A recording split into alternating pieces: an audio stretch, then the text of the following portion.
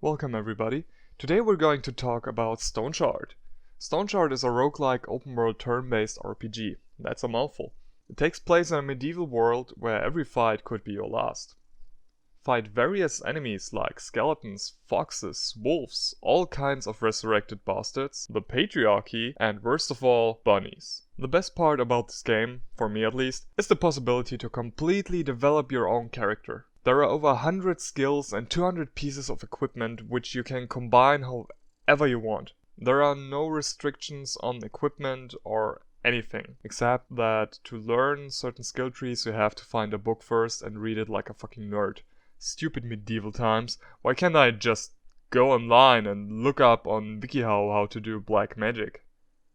Wait a second. Oh. We'll come back to that one later. The number of combinations are countless. You can be a rock-throwing axe wielder, or a chronomancer with an axe. A priest that heals people by axe. Endless possibilities. So I, obviously, went 100% fire magic to burn this world to the ground. Look at my cute little hat! Not only the combat, but the whole world is round-based. If you don't move, the world stands still. Almost like in Superhot, just completely different.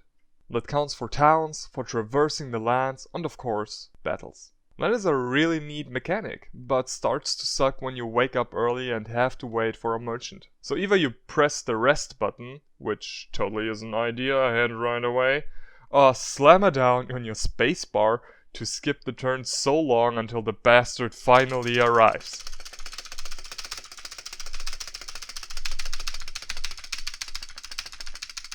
Yeah, that just irritated the hell out of my cat.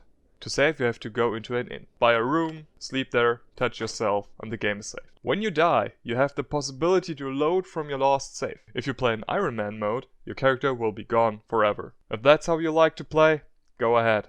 I don't. I'm mentally too weak for that. Stoneshard is a very hard game, which is good. But especially at the beginning, you will die a lot and it can get very frustrating. You're no chosen one. Just some peasant with a giant ding-dong doodle. So every battle is challenging. The only valid strategy is to split the enemies up and fight them one after another. Even with big fire AoE damage, it's almost impossible to take on multiple enemies at the same time. I also tried rock magic, but even with that it's difficult since rock magic is very expensive. Luckily it's still a beta, so there are some exploits you can use. I discovered this one myself, so I'm very proud. When fighting multiple enemies and they come near you, you're screwed. But what is this? A border? That is exactly what you need. So you've taken some hits and need time to regenerate. Cross the border and don't move. For some reason the enemies can only follow you one by one through that field that you used. So you're essentially body blocking them.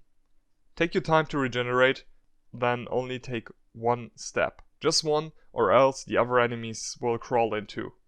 Fuck that guy over, be ready for his buddy to come right after him.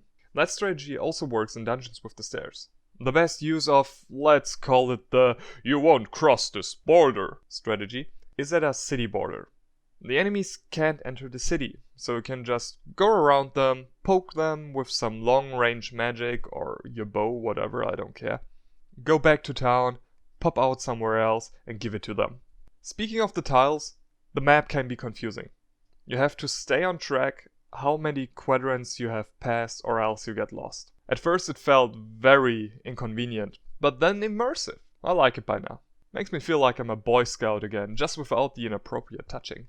There are points of interest marked, which mostly are just some bandit camps, but also stuff like the witch hut, where I got my witch hat from. The hat from the hut. An old witch is there, a hag you might say. I got the hat in the hut from a hag. The towns are cute. I like the style, the animations look good. 8 out of 10. You can accept quests from the village elders. Those have a time limit of a few days, which adds to the immersion. But as long as you accept the quest when you're ready to go, there shouldn't be a problem finishing them in time. All in all, Stoneshard is a super fun game to play. It's still in an early state, but considering that there's already a lot to do. You actually do feel yourself getting stronger and like you've earned that power. And for somebody like me who misses out on that feel of self-improvement in real life, this is a very special gift. Hey there, I hope you liked the video. If you did, how about subscribing? Maybe the next video will be about skimpily dressed anime woman or man. Who knows? I wouldn't want to miss out on that if I were you.